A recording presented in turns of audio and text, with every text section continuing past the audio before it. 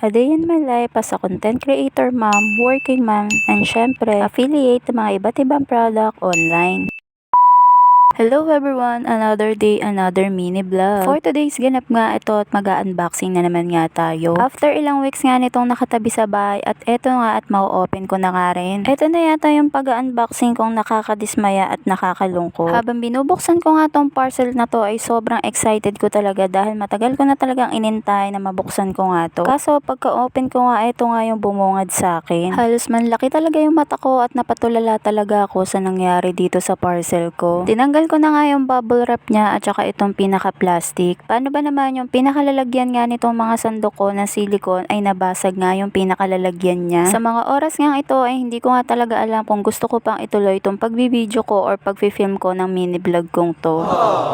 Pero wala naman akong no choice dahil ito at naumpisahan ko na nga siya. Sino ba namang hindi madidismaya sa nangyari dito sa order ko? Ito nga yung itsura ng lalagyan ng mga sandok ko. Halos basag talaga yung pinakailalim niya. Sobrang nanghihinayang talaga ako kasi ba naman napakatagal ko ang inantay na mabuksan ko to tapos ganito nga lang din yung makikita ko. Hindi ko nga alam kung sino sisisihin ko, yung sarili ko ba or yung nag-deliver or yung sa may seller. Kung mas maaga ko nga lang sana tong nabuksan, mas maaga ko sanang nalaman kung sa amin ba nabasag or sa pagdi-deliver nabasag. Kaya naman sa lahat ng mga mami na umu-order ng mga gamit nila sa bahay, mas maganda na maaga nyong buksan or pagka-deliver pa lang ay buksan nyo na nga yung mga in-order nyo para makita nyo kung may mga damage or may mga sira ba yung dineliver sa inyo. Buti na lang talaga yung pinakalalagyan lang yung nasira at hindi nga nadama yung mga sandok ko. Sobrang ganda nga nitong na-order ko dahil 12 pieces set na nga siya ng silicone cooking tools. Tapos yung pinakahawakan niya or yung handle nga nitong mga sandok na to ay wood na. May mga iba't ibang color nga rin kayong pwedeng pagpilian. Meron pink, gray, black at saka itong white na katulad ng sa akin. Perfect na perfect nga to lalo na sa mga team kahoy at team puti dyan. Napaka-aesthetic nga rin itong tignan kasi ba naman tignan mo napakaganda nga talaga nila. Kaya naman kung bet nyo nga rin yung mga silicone kitchen tools ay ililink ko na nga lang sa comment section kung saan kayo pwedeng bumili ng itong mga legit na product.